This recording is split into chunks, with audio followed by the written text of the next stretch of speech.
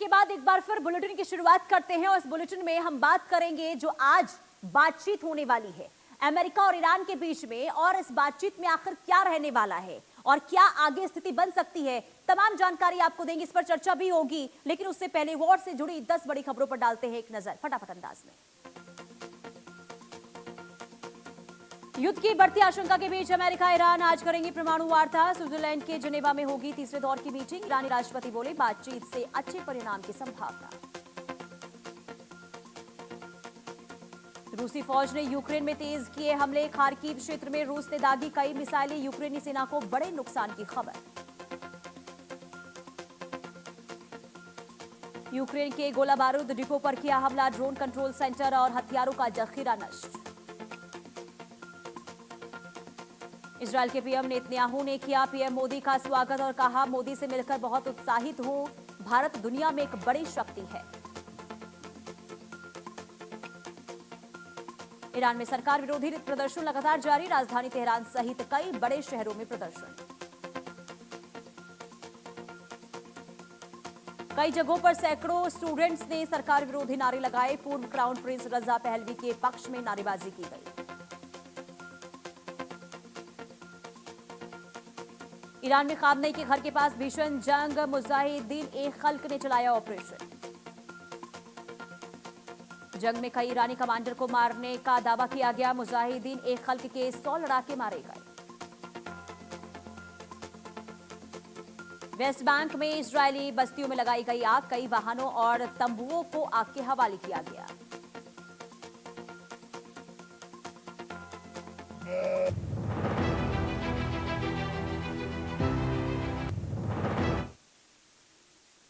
तो क्या 24 घंटे बाद मिडिल ईस्ट में महासंग्राम होगा?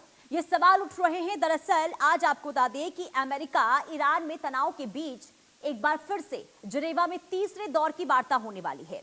इस वार्ता का नतीजा क्या पहले की 2 वार्ताओं जैसा होगा, या फिर दोनों देश तनाव कम कर लेंगे, या फिर मिडिल ईस्ट में शांति प्रधानमंत्री मोदी ही लाएंगे? क्योंकि मिडिल ईस्ट में भारी तनाव के बीच प्रधानमंत्री नरेंद्र मोदी खुद इस वक्त इजरायल में मौजूद हैं। प्रधानमंत्री मोदी का मान सकता ट्रंप और नेतन्याहू भी, लेकिन बड़ा सवाल यहां पर यह है कि क्या मिडिल ईस्ट में शांति संभव है? क्योंकि ईरान में अली खामनेई के घर के मुजाहिदीन ए खल्क के 100 लड़ाके मारे गए हैं, जो खामनेई को सत्ता से हटाने के लिए संघर्ष कर रहे हैं।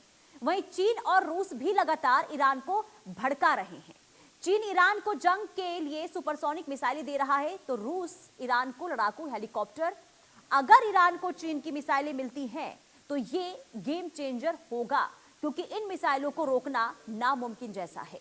अगर जिनेवा में आज बात नहीं बनी तो क्या 24 घंटे में मिडिल ईस्ट में महासंग्राम छिड़ जाएगा? इसी मुद्दे पर हम खास मेहमानों के साथ चर्चा करेंगे और जानेंगे, समझने की कोशिश करेंगे कि जो इस वक्त हालात, जो स्थिति बने हुए हैं, इसके बाद क्या वाकई में संभावना है कि अमेरिका और ईरान के बीच बातचीत हो पाएगी एक अच्छे स्तर पर? ये हम आगे आपको बताएंगे, लेकिन उससे पहले देखिए प्रधानमंत्री मोदी क्योंकि इजरायल दौरे पर है, ऐसे में सवाल ये कि क्या प्रधानमंत्री मोदी मिडिल ईस्ट में शांति ला पाएंगे? ऐसा क्यों कहा जा रहा है, आपको ग्राफिक्स जरिए समझाते हैं। क्योंकि देखिए इस वक्त प्रधानमंत्री नरेंद्र मोदी जो हैं वो इजरायल दौरे पर हैं, और हर किसी को उम्मीद है कि इजरायल दौरे पर जब प्रधानमंत्री हैं तो हो सकता है कि ईरान और अमेरिका के बीच में जो तनावपूर्ण स्थिति बनी हुई है, इसे लेकर इजरायल के साथ भी बातचीत हो सकती है।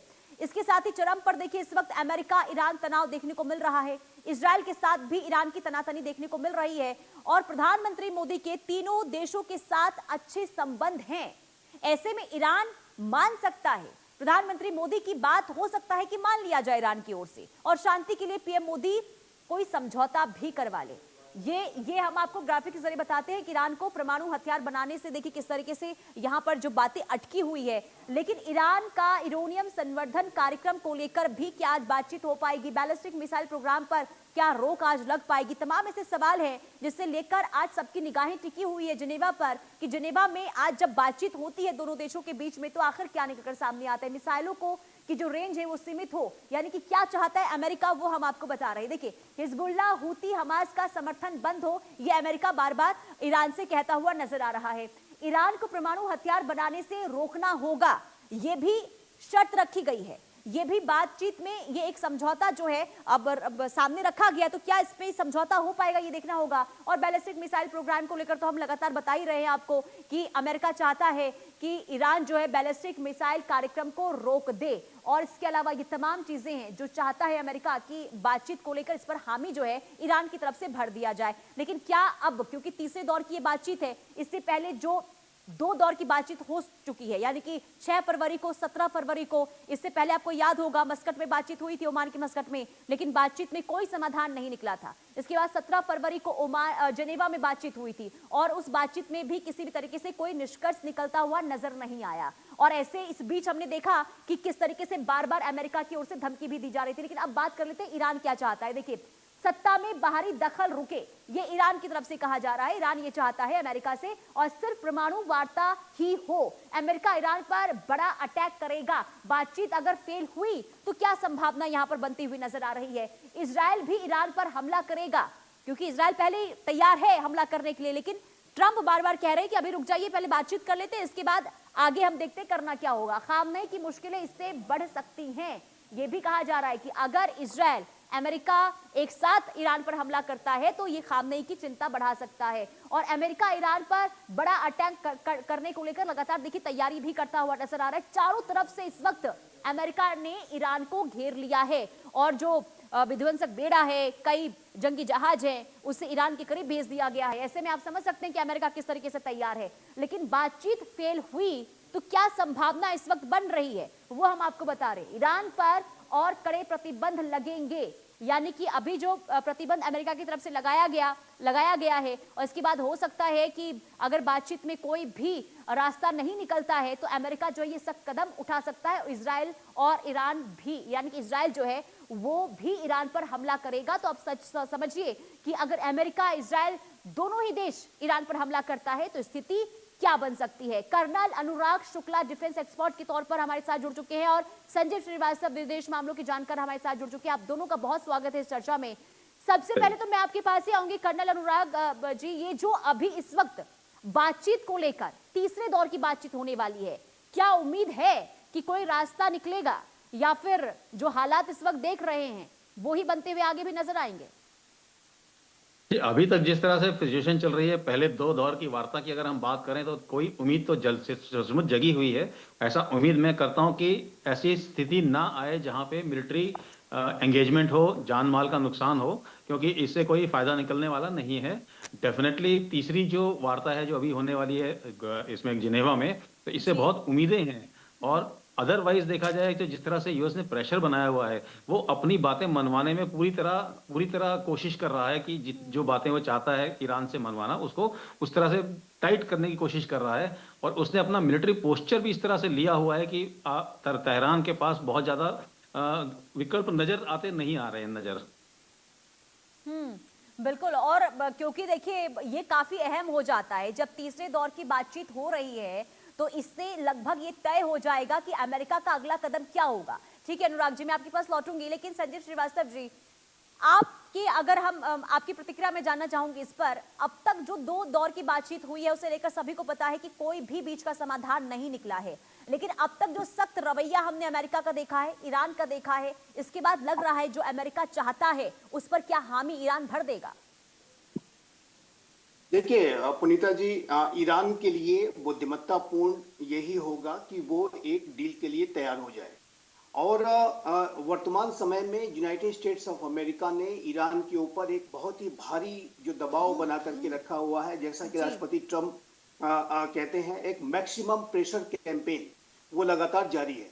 और ईरान के अंदर की भी स्थितियां बहुत अच्छी नहीं है। ईरान में एक सामाजिक स्तर का तनाव है, महिलाओं के ऊपर जो दमन वहाँ की IRGC के द्वारा 2022 में महसा अमीनी नामक युवा ईरानी महिला की हत्या के बाद जो किया गया, उसको लेकर के एक तनाव और एक लंबे समय तक वहाँ पर विद्रोह की स्थिति बनी रही।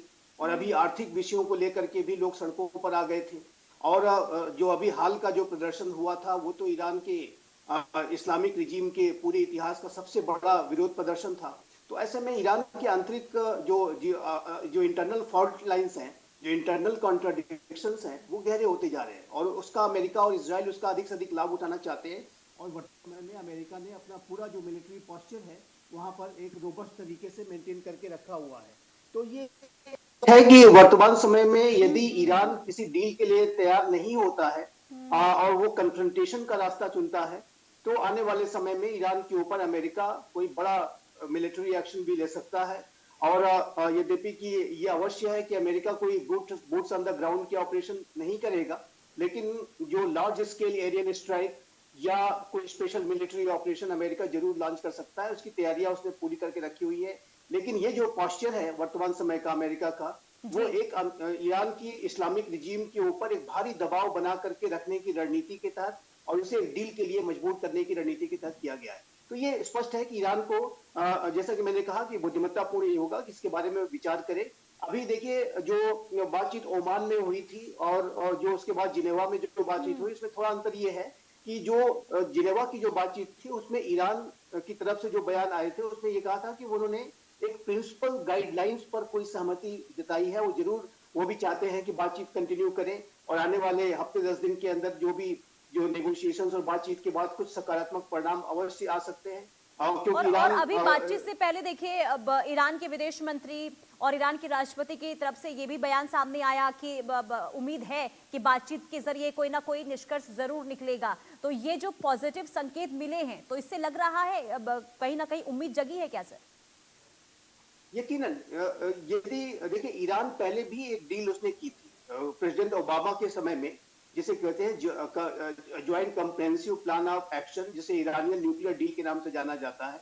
वो अमेरिका ने ईरान के साथ निगोशिएट की थी, लेकिन उस समय ओबामा एडमिनिस्ट्रेशन के ईरान की जो न्यूक्लियर डील थी उसकी शर्तें अलग थी।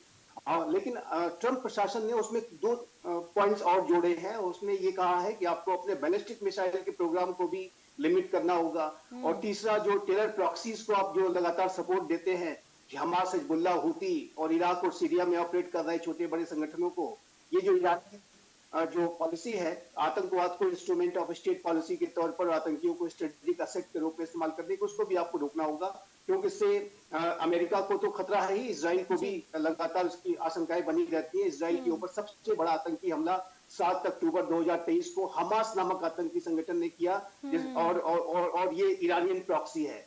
और जाहिर है कि ईरान को इस तरीके की गतिविधियों पर भी लगाम लगानी होगी, और यदि ईरान इसके लिए तैयार हो जाता है तो ये मेरा ऐसा मानना है कि पूरे मिडिल ईस्ट रीजन के लिए एक अच्छा डेवलपमेंट होगा। ईरान को देखिए, अपनी अगर इस्लामिक रिजीम के सर्वाइवल को और लॉन्जेविटी को अगर मेंटेन करके चलना है तो उसे कुछ सकारात्मक कदम उठाने होंगे। इजराइल के प्रति जो नफरत और देखिए सिर्फ दोनों देशों को लेकर ही नहीं सोचना होगा, यानी कि देखिए अगर सहमति नहीं बनती है तो ये जो युद्ध वाले हालात बनेंगे, ये सिर्फ इजराइल, अब माफी चाहूंगी, अमेरिका और ईरान के बीच ही सीमित नहीं रहेगा, बल्कि देखिए इजराइल भी हमला करेगा। इसके बाद जिस तरीके से अभी रूस और चीन जो समर्थन दे रहा है ईरान का, तो अब समझिए कि पूरा का पूरा मिडिल ईस्ट जो है इस युद्ध की जंग में झुलसता हुआ नजर आएगा। और ऐसे में कोशिश यही होनी चाहिए कि बातचीत के जरिए इसका समाधान निकाला जाए। लेकिन कर्नल अनुराग जी, मैं आपसे समझना चाहूंगी, एक तरफ तो देखिए बातचीत को लेकर पहल यहां पर हो रही है, आज बातचीत एक बार फिर से होगी, लेकिन दूसरी तरफ ये भी देखा जा रहा है कि अमेरिका लगातार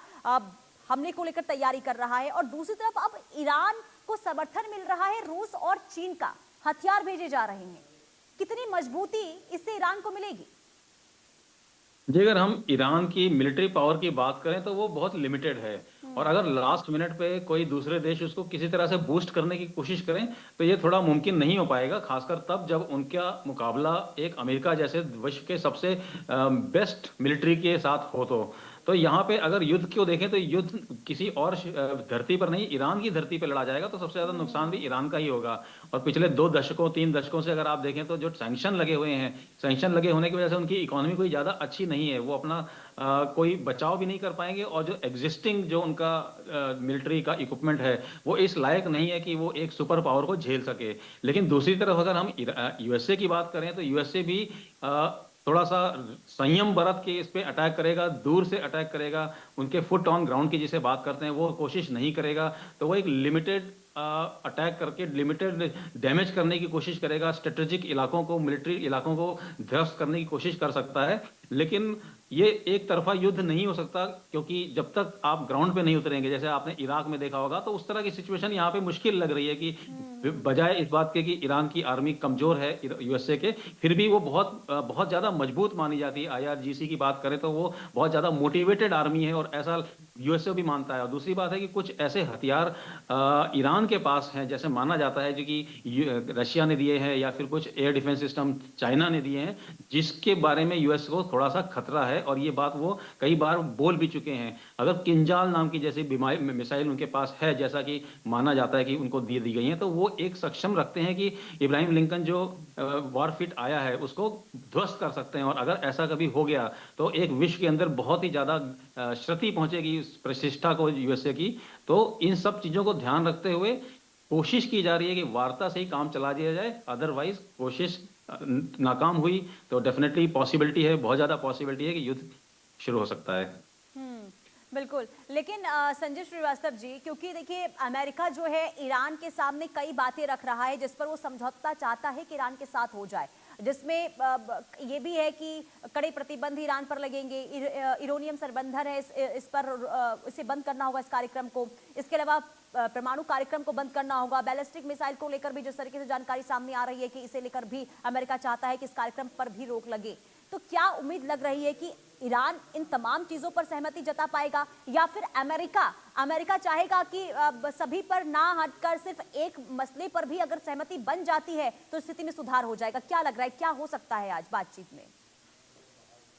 देखिए, अमेरिका की शर्तें बहुत क्लियर हैं, और अमेरिका जाहिर है कि ट्रंप प्रशासन का जो अमेरिका है वो अलग अमेरिका है, और वो जाहिर है कि वो सिर्फ न्यूक्लियर इनरिचमेंट के ऊपर रोक लगने से संतुष्ट नहीं होगा, और उसको ईरान के ऊपर ये दबाव अमेरिका का है कि आपको अपने बैलिस्टिक मिसाइल जो प्रोग्राम को भी लिमिट करना होगा, और ये जो अपनी रेंज आप बढ़ाते जा रहे हैं लगातार मिसाइल्स की, तो ये इसको डेवलप करना भी आपको सीमित करना होगा, और टेरर प्रॉक्सीज को सपोर्ट करना बंद करना होगा। तो ये जो अमेरिका की जो शर्तें हैं, ट्रंप प्रशासन की जो शर्तें हैं, इसके ऊपर लगातार उसका जोर है, क्योंकि न्यूक्लियर इनरिचमेंट के ऊपर तो लिमिट करने का जो कार्य है वो पहले ही ईरानी न्यूक्लियर डील में ईरान तैयार हो गया था, और उसको जो है बहुत लिमिटेड अमाउंट का एक पीसफुल न्यूक्लियर पर्पजेस के लिए, एनर्जी पर्पजेस के लिए न्यूक्लियर संवर्धन को करने की, यूरेनियम संवर्धन को करने के लिए छूट दी गई थी।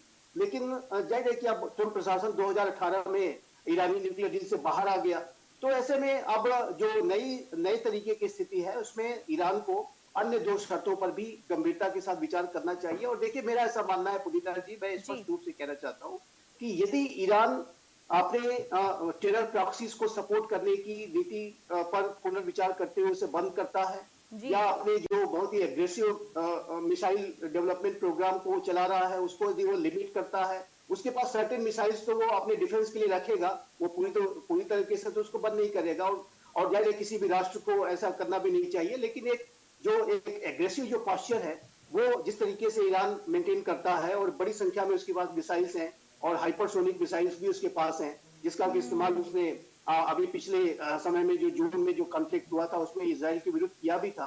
तो देखिए, इसका एक कारण, जो मूल कारण ये है कि ईरान की इजराइल के प्रति जो एक नफरत वाली जो सोच रहती है, वो पूरे वर्ल्ड मैप से उसे मिटाना चाहते हैं, होलोकॉस्ट को डिनाई करते हैं, और अनेक ऐसे टेरर प्रॉक्सीज को सपोर्ट करते हैं जो इजराइल को लगातार थ्रेटन करते हैं। हमास ने जो सबसे बड़ा आतंकी हमला किया ईरानी प्रॉक्सीज था, और जैसे कि हमारे प्रधानमंत्री श्री नरेंद्र मोदी ने कल इजरायली संसद में संबोधित करते हुए जो हमास का जिक्र किया और आतंकवादी हमले का जिक्र किया, वो जाहिर है कि सबसे बड़ा आतंकी हमला था। एक ही दिन के अंदर 1200 लोगों को बचरिंग करना और 250 लोगों को उठा ले जाना, ये हमास जैसा आतंकी संगठन ने किया था, और जाहिर है कि सबसे बड़ा आतंकी हमला था। उसका जैसे प्राइम मिनिस्टर मोदी ने कहा कि इसका दर्द को पूरी दुनिया ने समझा कि किस तरीके से व्हील चेयर पर बैठे हुए लोगों को बचर किया गया, छोटे छोटे बच्चों को, महिलाओं, गर्भवती महिलाओं को मारा गया, और उसके बारे में शब्दों में नहीं बयान किया जा सकता कि किस तरीके की जो है उसने विभत्स तरीके का कृत्य हमास ने किया था। और ये हमास ईरानियन प्रॉक्सी है, तो ईरान को अपने आतंकवाद को सपोर्ट करने की जो नीति है उसके ऊपर तुरंत ही उसको बंद करना होगा। और देखिए, आतंकवाद के संदर्भ में डबल स्टैंडर्ड्स नहीं चलेंगे। इजराइल बहुत क्लियर है और भारत भी बहुत क्लियर है। हमारे प्राइम मिनिस्टर श्री नरेंद्र मोदी ने कल ही इस बात को कहा कि बिल्कुल। आतंकवाद के संदर्भ में जीरो टॉलरेंस की पॉलिसी होनी चाहिए और कोई डबल स्टैंडर्ड्स नहीं होने चाहिए। और ये बात जो है, भारत भी इस बात को इजराइल के साथ पूरी तरह से खड़े होते हुए सपोर्ट करता है कि आतंकवादी को आप सपोर्ट करेंगे और ये सोचेंगे कि हम आपके साथ कोऑपरेट करें और आप पीस और यदि शांति सुरक्षा स्थिरता बनी रहे तो ये हो नहीं सकता। आतंकवाद को सपोर्ट करना ईरान को बंद करना होगा और इस बात को अमेरिका लगातार दबाव बना के रखा हुआ है, लेकिन ईरान यदि इसके लिए तैयार नहीं होता है, लेकिन ईरान ऐसे के ऊपर में तो बड़ी से बड़ी संजीव कार्रवाई जी देखिए, आतंकवाद को लेकर स्टैंड भारत का क्या है वो कल हमने नेसेट में भी देखा, जिसका जिक्र आप कर रहे हैं। लेकिन दूसरी तरफ हमने ये भी देखिए, क्योंकि ईरान की बात करते हैं, इजराइल की बात करते हैं और या फिर अमेरिका की बात करते हैं, इन तीनों देशों के साथ भारत की दोस्ती, भारत के रिश्ते कैसे हैं ये सभी को पता है। ऐसे में जब तनावपूर्ण स्थिति मिडिल ईस्ट में बनी हुई है और प्रधानमंत्री नरेंद्र मोदी इजराइल में मौजूद हैं, तो उम्मीद इस बात की है कि शांति वार्ता को लेकर पहल प्रधानमंत्री नरेंद्र मोदी की ओर से हो। ये बहुत अच्छा आपने सवाल किया है। देखिए, कल प्राइम मिनिस्टर श्री नरेंद्र मोदी ने अपने संबोधन में अब्राहम एकॉर्ड्स की चर्चा की और ये जो अब्राहम एकॉर्ड्स है, ये ज्यूज, मुस्लिम्स और क्रिश्चियंस के बीच में एक संवाद की प्रक्रिया को शुरू करने के लिए किए गए थे। 2020 में डोनाल्ड ट्रंप का जो पहला एडमिनिस्ट्रेशन था उस समय ये शुरुआत हुई थी और उसका परिणाम ये हुआ था पूर्णिता जी कि I2U2 जैसा इनिशिएटिव सामने आया था। India, United states of America, Israel, UAE इसमें साथ में आए थे। India middle east Europe economic corridor का इनिशिएटिव सामने आया था, जो कि हमारे G20 में जो नई दिल्ली का सम्मेलन था उसमें अनाउंस किया गया था। और मिडिल ईस्ट रीजन में जो इजराइल को अब्राहम एकॉर्ड्स की वजह से ये जो नॉर्मलाइजेशन का जो प्रोसेस, इसको पीस प्रोसेस कहा जा रहा था, डायलॉग प्रोसेस जो चल रहा था, उसकी वजह से यूएई ने इजराइल को रिकॉग्नाइज कर लिया था, बहरीन ने इजराइल को रिकॉग्नाइज किया था। इजराइल के जो संबंध है वो अरब राष्ट्रों के साथ अच्छे हो रहे थे। सऊदी अरेबिया भी इजराइल को रिकॉग्नाइज करने के बारे में विचार कर रहा था, लेकिन हमास को ये पसंद नहीं आ रहा था और हमास के पीछे खड़े ईरान को पसंद नहीं आ रहा था और उसने 7 अक्टूबर का ये हमला करा करके इस पूरे जो पीस प्रोसेस चल रहा था, इजराइल का अरब वर्ल्ड के साथ जो डायलॉग चल रहा था, उसको तोड़ने की साजिश रची। और ये देखिए, इसी को कहा जाता है क्लैश ऑफ सिविलाइजेशन की शैतानी सोच। और उसका जो जवाब है वो है dialogue among civilisations. Prime minister Modi ने कल जो अब्राहम एकॉर्ड्स की चर्चा की और कहा कि आशा करते हैं कि ये फिर से शुरू होगा। तो ये मेरा ऐसा मानना है कि डायलॉग ही एकमात्र समाधान है। ईरान को इस बात को समझना होगा। ईरान को अब देख रहे हैं यही होगा कि आज डायलॉग के जरिए क्या कुछ निकलता है बीच का रास्ता, या फिर ऐसे ही हालात, या फिर अमेरिका की ओर से हमला भी कर दिए जाते हैं। आप दोनों का बहुत शुक्रिया इस चर्चा में जुड़ने के लिए और महत्वपूर्ण जानकारी साझा करने के लिए। कुल मिलाकर देखिए, जिनेवा में आज क्या होगा इस पर सबकी निगाहें टिकी हुई है, क्योंकि आज तीसरे दौर की वार्ता है। अगर आज की